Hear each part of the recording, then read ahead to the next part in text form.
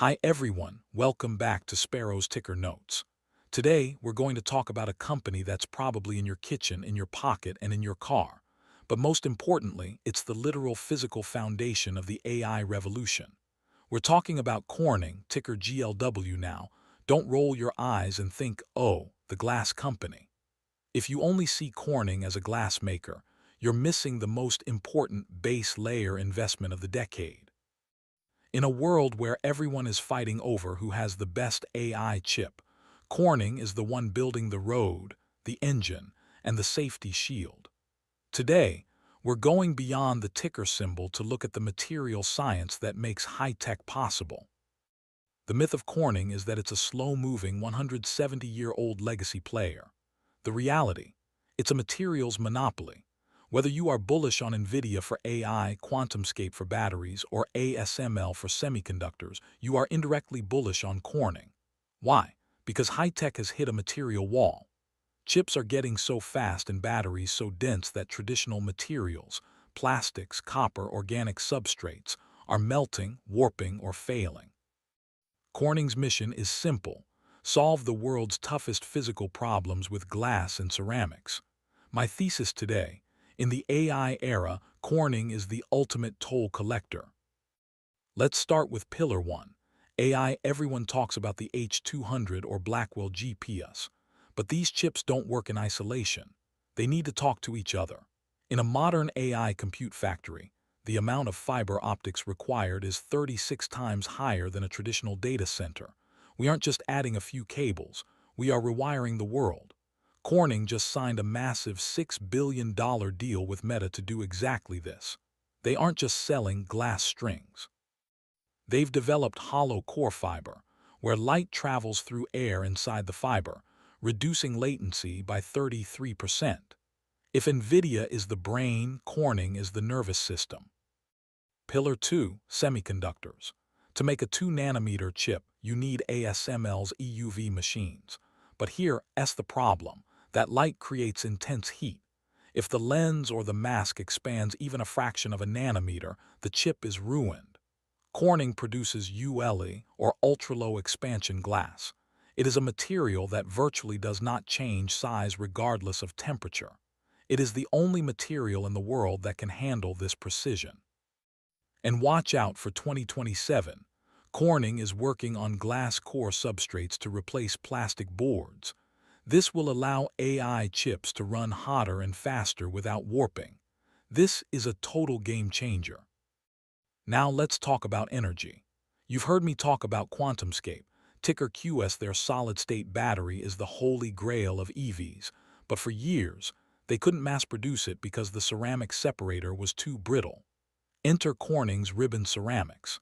Imagine ceramic that is as thin and flexible as a piece of paper, but as tough as a rock. Corning figured out how to make this in a roll-to-roll process, just like printing a newspaper. This is the only way solid-state batteries become affordable. Corning isn't just a supplier here, they are the industrial enabler. Pillar 4. Defense and aerospace. When a missile flies at Mach 5, a normal window would melt. Corning makes the ceramic matrix composites and radar-transparent nose cones that protect the guidance systems. They also make the mirrors for spy satellites. These mirrors must stay perfectly aligned while moving from the freezing cold of space to the heat of direct sunlight. Again, ULE glass is the hero here. This business is sticky. Once you're designed into a fighter jet like the F-35, you're there for decades. It's a massive, invisible moat. Pillar 5 is the one everyone forgets: life sciences. Corning is the floor of bioresearch. But the real growth here is Valor Glass. Traditional medicine vials can flake or crack, contaminating expensive vaccines. Valor Glass is chemically strengthened to be 10 times stronger. Today, it's becoming the global standard for high-value biologics. It's a high-margin, recession-proof business that generates the cash Corning uses to fund its AI moonshots. Is Corning alone? No, they face fierce competition. Murata is their biggest rival in advanced ceramics. Then you have a GC and NEG in Japan fighting for the display and semiconductor glass market. But here is the difference. Corning is more vertically integrated. They don't just sell the material, they sell the system. They own the chemical recipe and the manufacturing machines. That's why Meta went to Corning, not a commodity glass maker. We also have to mention the cash cows. The display business and environmental tech, like catalytic converters for cars. These aren't high-growth areas, but they are incredibly stable. Corning uses the profits from your TV screen and your car's exhaust system to pay for the R&D in AI and batteries. It's a synergetic flywheel. The old tech pays for the new tech. How does a 170-year-old company stay relevant? They outspend everyone on R&D, nearly 10% of revenue. One of their secrets is the fusion draw process. They make giant sheets of ultra-thin glass by letting it overflow a trough and fuse in midair. The glass never touches a solid surface until it's cool, meaning it has zero defects. This recipe is protected better than the Coca-Cola formula. Now let's talk about the springboard plan. For the last few years, Corning has been in investment mode, building factories and waiting for AI to catch up. In 2026, they are moving into harvesting mode. They have the capacity ready. Every new dollar of sales now drops much more profit to the bottom line. This is called operating leverage. They can add billions in sales without spending much more on new factories. Financially, Corning is a safety play. Their revenue is balanced across 5 different industries. If the smartphone market is down, the AI market picks up the slack. They have a growing dividend and a management team that is very disciplined with capital. They are looking to add $11 billion in incremental sales by 2028. That is a massive jump for a company of this size. Now let's address the elephant in the room, the valuation.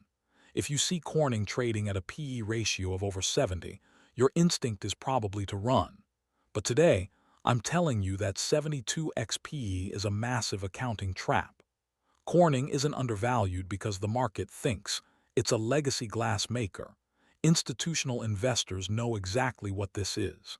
It's undervalued because of a temporary earnings suppression caused by GAAP accounting. Over the last 3 years, Corning spent billions preparing for the AI boom. In accounting terms, that massive capex turns into depreciation.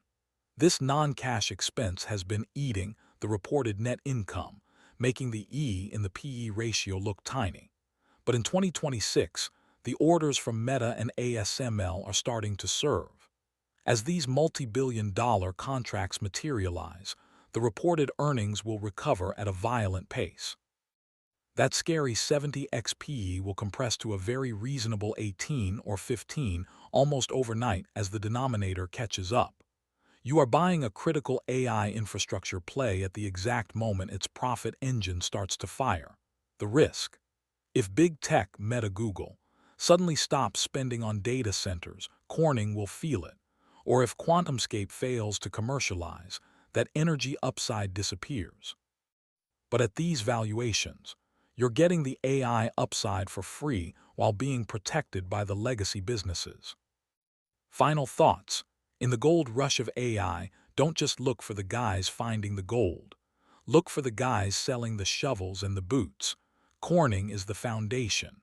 No matter who wins the chip war or the EV war, they all must pass through Corning's materials. It's a defensive growth play that I'm watching very closely for 2027. As always, this is Sparrow's ticker notes, not financial advice. I am a non-professional analyst sharing my deep dive research. I may hold positions in GLW. Always do your own due diligence. If you enjoyed this deep dive, hit that subscribe button and leave a comment below. Do you think glass substrates are the next big thing? See you in the next one.